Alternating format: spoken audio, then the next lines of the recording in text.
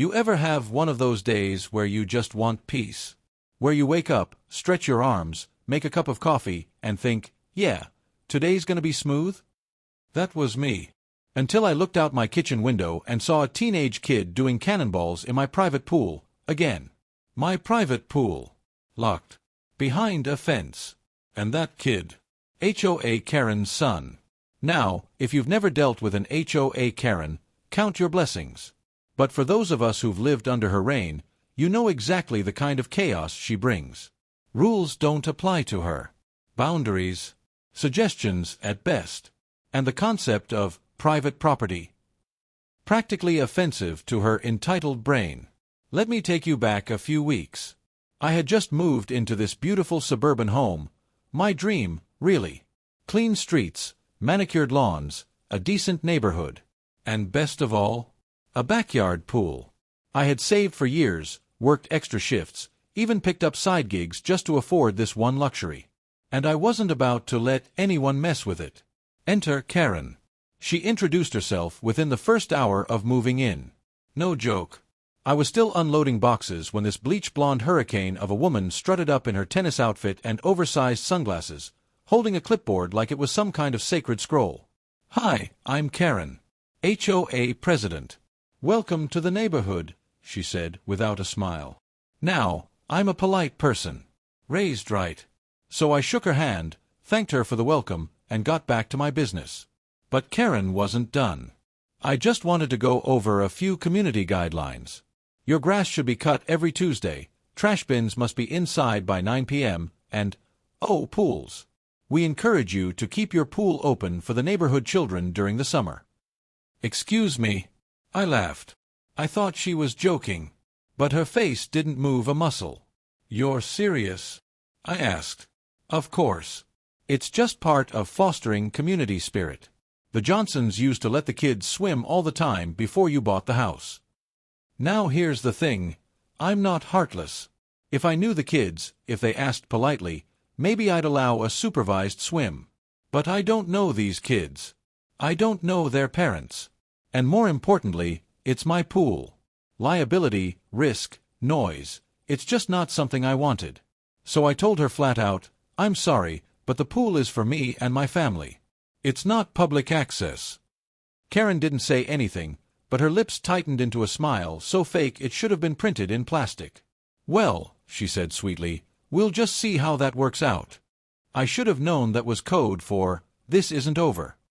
And oh, it wasn't. Within a week, I started finding wet footprints on my patio. Toys, cheap pool noodles, inflatable rings, floating in the water after I came home from work. And once, I caught 2 boys sprinting out of my yard, one still wearing goggles. The gate was always shut, but not locked. That was on me. So I bought a lock. A sturdy one. Installed a camera too. That's when things escalated. Cue the day I came home and found Karen's son, probably 15 or 16, lounging on a floatie in my pool. Shirt off, music blasting, eating what looked like a bag of tacos like he owned the place. I was stunned. Hey! I shouted. He sat up like a deer in headlights. Get. Oh. No. He scrambled out, grabbed his stuff, and bolted. But the next morning, my phone buzzed at 8 a.m. I answered groggily, and all I heard was, "You had no right to scream at my child." Guess who? Karen was furious. She ranted about how he had every right to be there, that the pool belongs to the neighborhood, and that I was being a hostile newcomer. I told her what she didn't want to hear. Her kid had trespassed. And if it happened again, I'd file a report. That must have hit a nerve. Because 2 days later, the real fireworks started. I was working from home when I heard loud banging on my front door. I opened it to find Karen's son again, this time with his phone in his hand, recording. "I'm calling the cops," he yelled. "You locked me out of the pool." I blinked. "You're trespassing," I said calmly. "This is private property." "It's community property," he snapped. Then he dialed 911. I kid you not, this teenage boy called emergency services because I had the audacity to lock my own gate.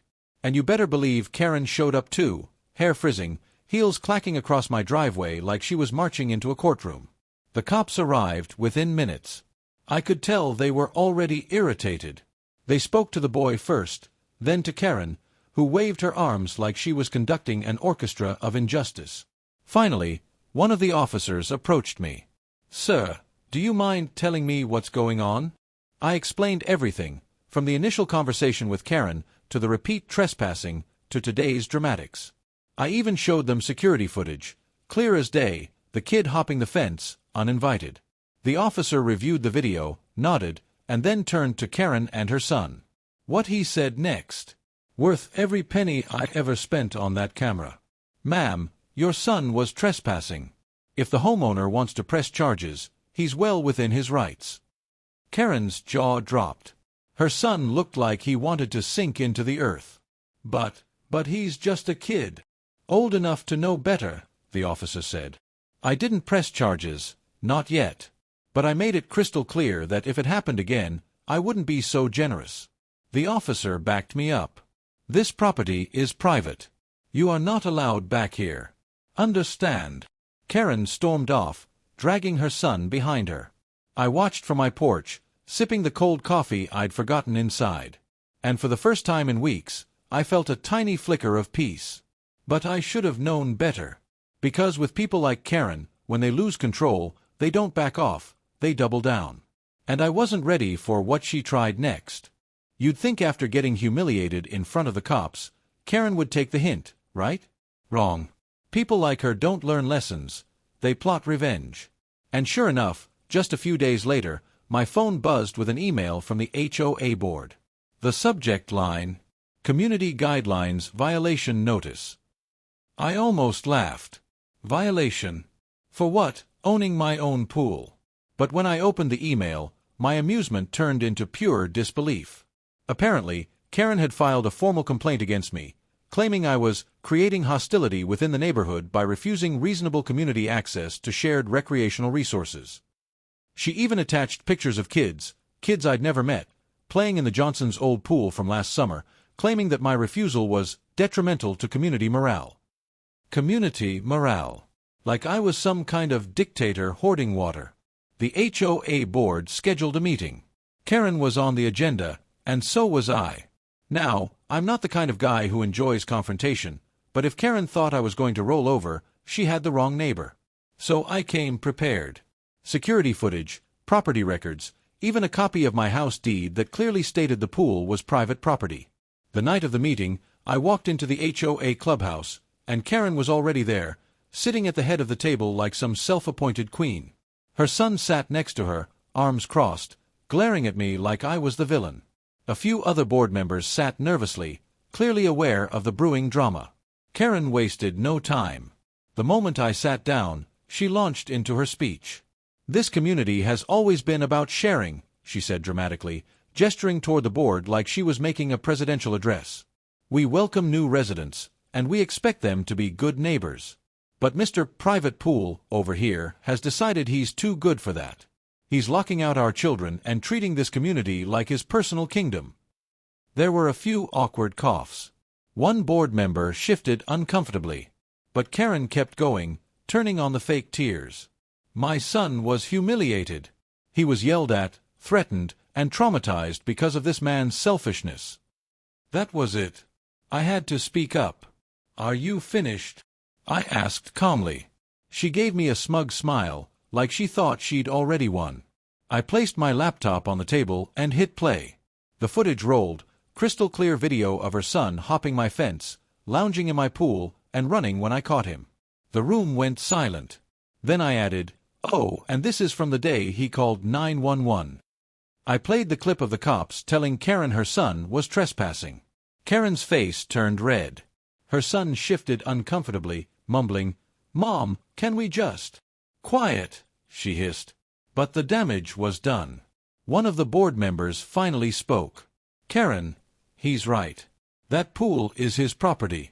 There's nothing in the HOA guidelines that says he has to share it." Another nodded. "Honestly, if your son was trespassing, your lucky charges weren't pressed." Karen tried to fight back, sputtering excuses, but the board shut her down. They actually apologized to me for the inconvenience. I thought maybe just maybe, that would be the end of it. But remember what I said. Karen doesn't give up, she escalates. A week later, I caught her son sneaking into my yard again. Only this time, I didn't catch him in the pool. He was in the middle of cutting my lock with bolt cutters. I stepped outside, phone recording in hand. "You really want to do this again?" I said. He froze. I wasn't. "Save it." I cut him off. "Drop the cutters." "No." Karen, of course, came running seconds later, shouting like I was the criminal. "Stop recording my child. You can't do this." I smiled. "Actually, I can. And this time, I'm pressing charges." The cops arrived fast. Same officer as before. He recognized me immediately, shook his head, and looked at Karen's son. "Son, I warned you last time. Hands behind your back." Karen lost it. Screaming, crying, demanding the officer arrest me instead. But the officer wasn't having it. "Ma'am, your son is trespassing, destroying private property, and attempting to break into a locked area. You're lucky he's being arrested as a juvenile." They took him away in the squad car while Karen wailed dramatically in the driveway. And me? I stood on my porch, arms crossed, watching her tantrum with the kind of satisfaction you can't buy. But here's the kicker. Word spread fast through the neighborhood. Turns out, Karen's constant bossiness had rubbed a lot of people the wrong way. Parents who used to let her push them around started speaking up. At the next HOA meeting, Karen was voted out as president, completely removed from the board. She still lives in the neighborhood, but she won't even look at me now. And you know what? That's fine by me. Because now, when I sip coffee by my pool in peace, I don't just enjoy the water. I enjoy the sweet, sweet silence of knowing Karen finally got exactly what she deserved.